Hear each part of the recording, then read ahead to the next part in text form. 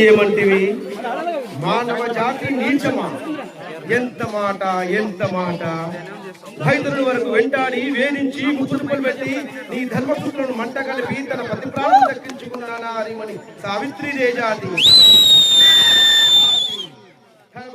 సాక్షాత్ పరమశివుని ప్రత్యక్షం గావించి మీ పాశమును సైతం గట్టి పోచగా నుంచి ప్రాణభయంతో మార్కండేయుడే జాతి.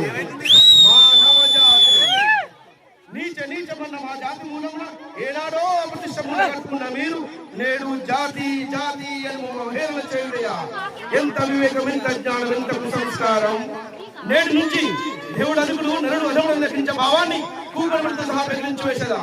మొక్కులు పొందే ముక్కుడు దేవతలు, దిక్కులు లక్ష దిక్పాలకులు, మడగల నుంచి పంచభూతాలు సైతం జయహో నరసింహ విధంగా ఈ సింహాసనం అధిష్ఠించేదా? స్వర్ణ మనమే రత్న శిలాకృతమైన సభా మందిరమున అంకుత సేవ దక్ష పరివార సమూహ మాధ్యమున భూతల పరిరక్షణ ధర్మ నిలయమైన ఈ రవమున సర్వదా శతదా సహస్రద పాప భంకరమైన కుల మత జాతి కుటుంబములను సమూలంగా శాశ్వతంగా ప్రక్షాళనగా ఉంచేదా?